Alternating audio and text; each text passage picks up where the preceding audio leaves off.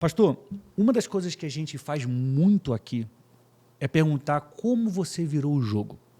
E o senhor é um homem posicionado, é um escritor, é um pastor, é um professor, lidera congresso, lidera um movimento no Brasil.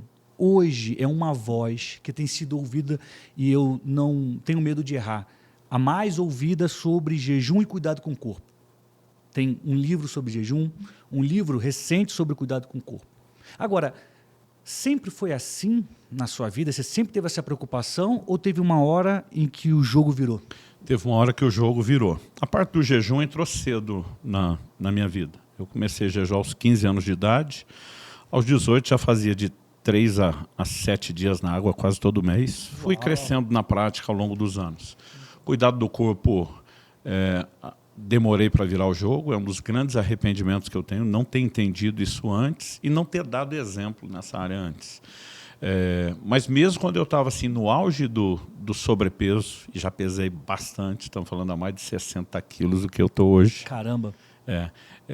Eu mantinha uma vida que intercalava jejum. O problema era entre os jejuns não me cuidar com o resto, com alimentação. Então, eu já tinha muitos benefícios do jejum. No futuro, combinado a toda a questão do cuidado do corpo, o jejum teria um excelente impacto na minha saúde. Eu acho que antes eu deixava ele agir só na vida espiritual. Depois eu consegui tirar esse resultado dele também. Mas a virada do jogo, eu vou começar lá no auge, quando eu estava com 153 quilos. 153. Foi meu recorde de sobrepeso.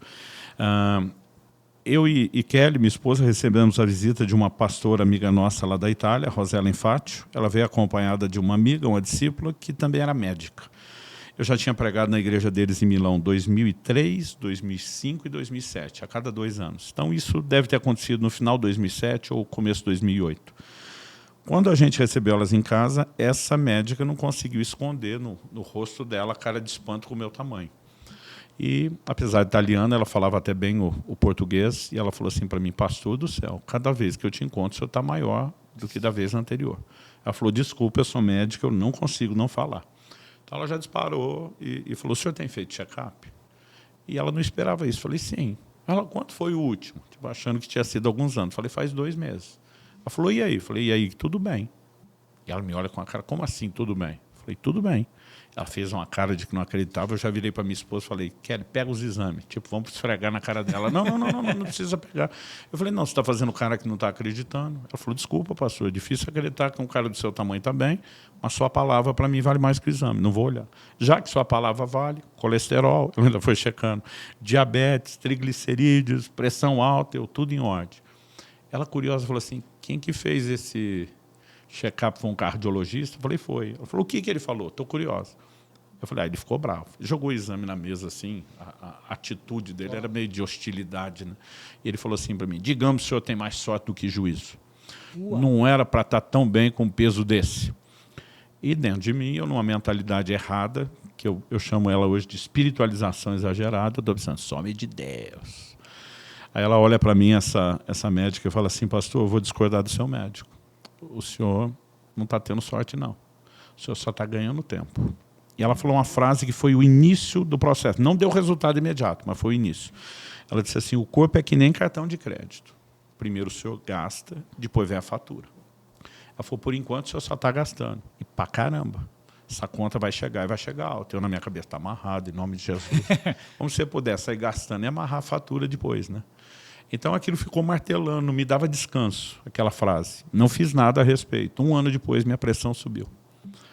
1 ano depois, tive que começar a controlar com medicamento. 1 ano depois da pressão, disparou o diabetes. O corpo começou a gritar. Pesada. A fatura começou a chegar. A fatura chegou. Uau. Quando chegou, e o duro que você ainda pensa, né? Aquela miserável me amaldiçoou. Tipo, não foi eu, foi ela que fez. Aí eu falei: não, eu tenho que arrumar isso. Então, no susto, com medo da condição de saúde, todo mundo falando que era a combinação dessas 2 condições, eu comecei a mudar o estilo de vida e perder peso. Eu fui descendo, mas assim, em menos de 1 ano, eu perdi 27 quilos. Uau. Eu despenquei. Quando bateu 126, eu lembro até hoje, não era o 127, nem 125, 126, a pressão normalizou e o diabetes também. Quando normalizou, eu malandramente parei de emagrecer. Tipo, objetivo alcançado, nunca mais subi além desse peso. mas iria ficar anos. Então, tem gente que fala assim, já vi vídeo seu daquela época. Eu falo, daquela época, na fase 1 dos 153 quilos, não tem vídeo na internet. A gente não produzia muito conteúdo nessa época. A fase 2 tem alguns antigos, que aí estamos falando dos 126. Então, eu ainda fiquei tranquilo uns anos, mas Deus começou a usar muita gente para me confrontar de diversas formas e maneiras sobre a importância do cuidado.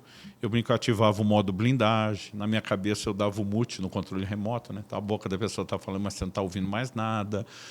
Mas em 2013, somado a série de coisas, eu conheci um camarada, e aí sim, para mim, foi a virada do jogo. 2013. 2013, novembro de 2013. Estamos falando aí de 11 anos atrás. Cerca de 11 anos. 10 e meio, né? Menos 10 e meio. Aí, nas minhas andanças pelo Brasil, mas principalmente em alguns países da Europa, o pessoal me perguntava muito se eu conhecia um pastor chamado Paulo Canuto. E aquilo foi me deixando curioso. Não conheço. Até tínhamos alguns amigos em comum, mas a gente nunca se viu, nunca se encontrou. Mas eu fui ficando curioso. Finalmente, em novembro de 2013, eu descobri que eu ia falar no mesmo evento que ele. Eu abria a conferência, ele fechava. Eu não ia ficar até o fim. Então, estava na torcida dele estar na abertura e ele estava. No final da reunião que eu tinha pregado, eles prepararam uma janta na igreja mesmo. Hoje já não como à noite, depois do culto. Raramente, vamos falar assim. Mas naquela época era o praxe e a gente foi comer. A comida era relativamente mais saudável, mas esse cara fez o menor pratinho. De todo mundo estava na sala. Eu, quando vi aquilo, achei que era a chance de me aproximar, quebrar o gelo. Mas, lógico que eu não queria falar de dieta, de comer pouco. Eu estava com 126 quilos. Mas eu cheguei... Era o assunto que você não queria falar. Mas só para puxar papo, falei para ele, está se cuidando. Mas já ia dar aquela guinada no assunto. Quando eu falei, está se cuidando, ele olha para mim e pergunta, quantos anos você tem? Aí eu pensei, deu ruim. Porque quando um cara com mais de 60 anos pergunta sua idade, ele vai te dar sermão, você pode ter certeza disso. Falei, deu ruim. Eu tinha 41 na época, hoje estou com 51. E quando eu falei 41, ele falou, não, estou perguntando sua idade, porque quando eu tinha 44 anos e achei que estava perto dos 40, ele falou assim, eu morri. Ele falou isso, falei, pera, você o quê? Ele falou, eu morri. Como assim morreu? O cara está na minha frente, né? Aí ele falou assim, eu tenho o laudo médico da minha morte, apresentou Eva, a esposa dele, falou, ela é minha testemunha, ela que me socorreu. Eu, nessa hora, eu gosto de fazer pergunta. Já conheci alguns que morreram. E eu sempre faço perguntas. Falei, como é que foi esse negócio? Aí ele falou assim, os médicos me reanimaram 5 vezes. Sim. Ele falou, nas primeiras 4 eu voltei. Na 5ª eu não voltei. Caramba. Aí eu, como é que você sabe que não voltou? Ele falou, porque eu me vi saindo do meu corpo na maca, tudo que aconteceu a partir daquele momento. Ele falou, minha versão bate nos mínimos detalhes com a da minha esposa e do médico. Eu vi o que ele falou, quando tirou minha aliança, entregou para minha esposa, depois de constatar minha morte. Eu vi que horas era no relógio quando ele assinou o laudo, e está exatamente o horário que eu vi. Aí eu estou ouvindo aquilo tudo assim, impressionado. Eu falei, e aí? Ele falou, e aí que Jesus apareceu atrás de mim. Ele falou, aquela presença não precisa de anúncio. Ele falou, é indescritível que é aquela glória. Eu sabia que era ele, antes dele falar qualquer coisa. Caramba. E ele falou que não sentia permissão para virar olhar, mas sabia que era o Senhor Jesus. Disse que o Senhor Jesus chegou perto do ouvido dele e falou assim, você é um suicida.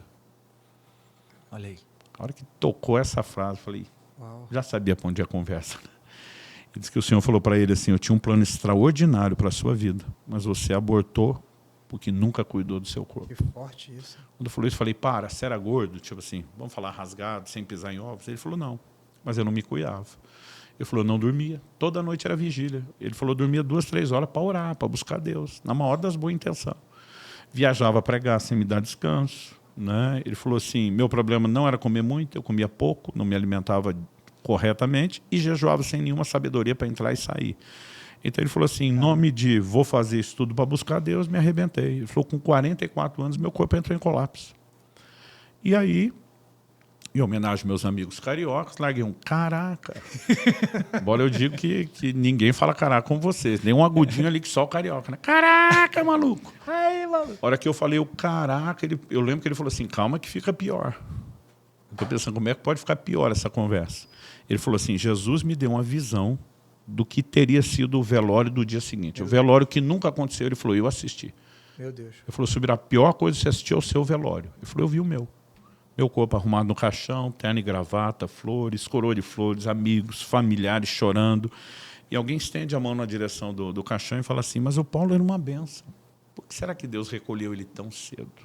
E quando a pessoa fazia esse comentário, ele disse que Jesus continuava falando atrás dele. Ele está tendo a visão, mas Caramba. ainda está ouvindo. Jesus falava assim, além de abortar o meu propósito para a sua vida, você faz com que eu seja julgado. Que forte. Jesus falou, te recolhi coisa nenhuma, foi você que se matou. Mas agora, por causa da sua negligência, eu sou julgado. Meu Deus. Meu amigo, o chão sumiu debaixo do meu pé. Meu Deus. Naquele dia,